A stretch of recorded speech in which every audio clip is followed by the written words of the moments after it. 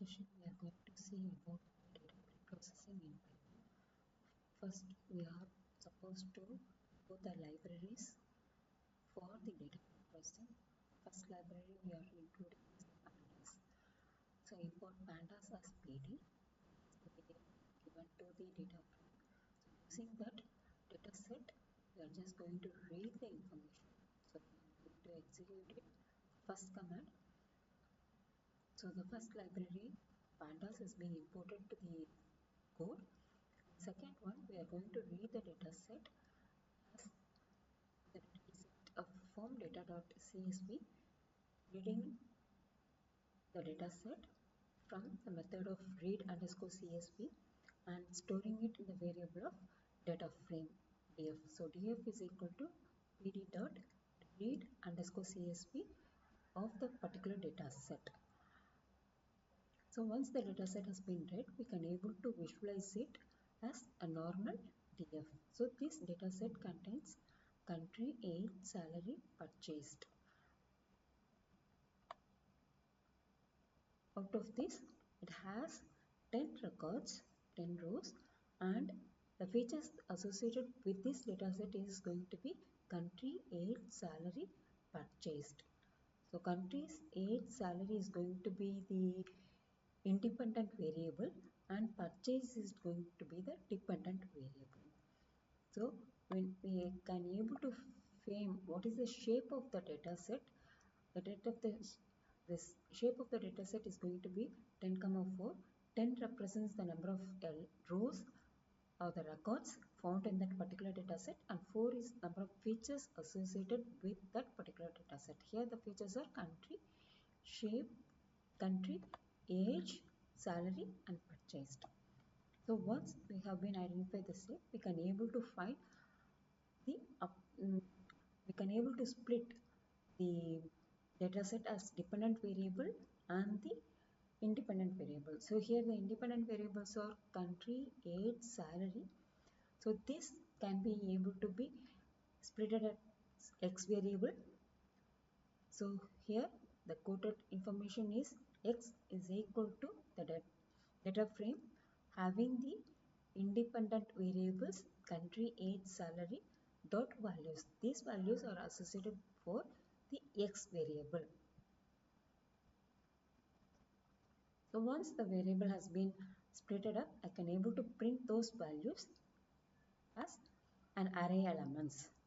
Similarly, the dependent variable is going to be the purchase. I can able to assign it to the particular variable y, and I can able to use it as values. So why we are going for the values is I can able to use it as an array elements.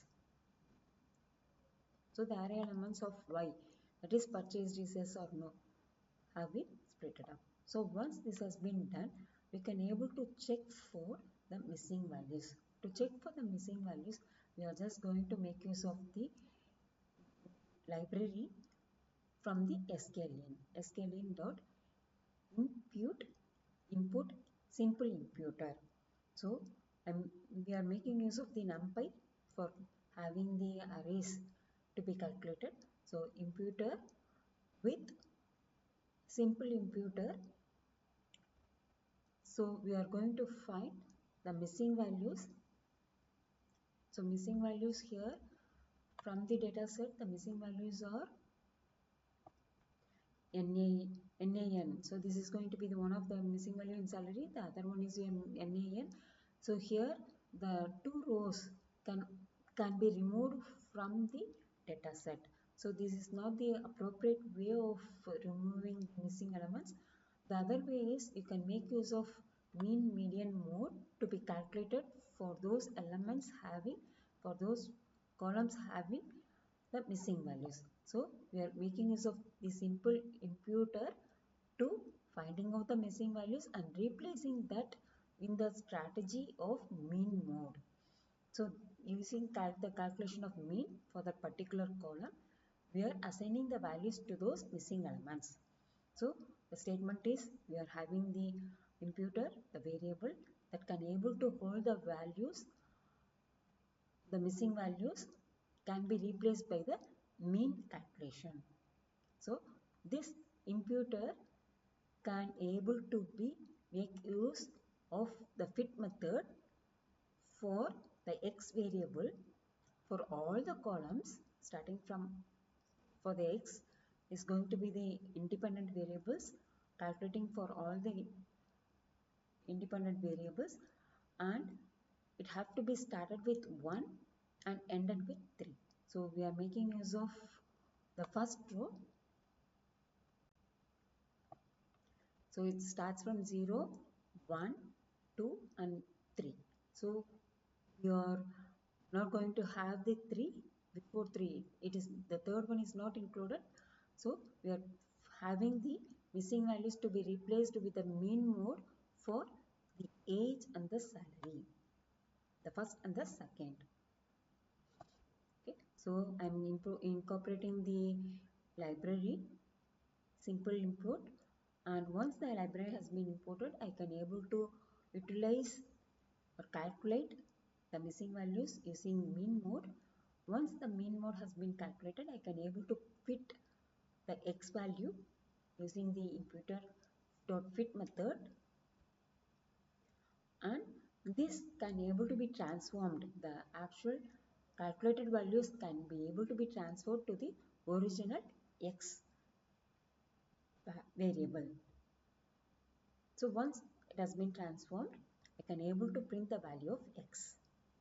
So the value of x as of array values is given as the NaN value. The missing values has been replaced by the mean calculation. So mean calculation taking the sum of all the elements divided by 9. So once this has been done, we can able to have it similarly for y. But y there is no missing elements, so we are skipping out. And from the next one is, once you have been found out the missing elements, then next one, identifying whether there is any categorical data in it. So there are categorical data in the given data set is one, the country, Germany, Spain and France. The other one category is purchased, yes or no. Since this categorical data can be replaced with a numerical value. So for this we are importing the library file sklean.preprocessing import label encoder. So this can able to encode the categorical information to the numerical value. So since most of the models couldn't able to handle the categorical value, the categorical value have to be replaced by the numerical value, then only we can use for the model training or testing part. So we have been imported the label encoder. Once the label encoder has been imported, which variable does the encoder needs? We have to make use of that variable. So for x, we need the encoding part. So we are creating a variable label underscore encode underscore x, and using the label encoder, we are converting the categorical to the making use of this method for converting the categorical to the numerical. So which part have to be converted? For that, this x dot fit underscore transform. We are just transforming the categorical to numerical. So fit underscore transform method for the variable of x. So all the columns have to be considered, comma, particularly for the first column, that is 0th column, country. So this can be able to be assigned to the original value x for all the columns, comma, the original column have to be replaced as 0. So once this has been done, executing the all the commands which have been given for the encoder part, then I'm just going to have the fit and transform method to be incorporated for my x variable. So once this has been done, I can able to test whether x holds the number elements. Yes, obviously x has been, the categorical data has been replaced by the numerical values. So once the numerical values has been assigned, so here we have been taken up 2, 1, 2, 1. So obviously few of the numerical values still have to be converted to zeros or ones. So for this conversion of zeros and ones, we are going for the one hot encoded way. So for one hot encoded way, we are once again importing the one hot encoder using the from sklean.processing import one hot encoder. Once this has been imported, we are invoking the one hot encoder method to the variable. Upon assigning to the variable, we are having the fit and transform method for the particular country values and reshaping it to -1 1 the to array. Since we have this 0 to 1 to 1 0, so this country have to be make use of one hot encoder in such a way that we are replacing it with the zeros and ones.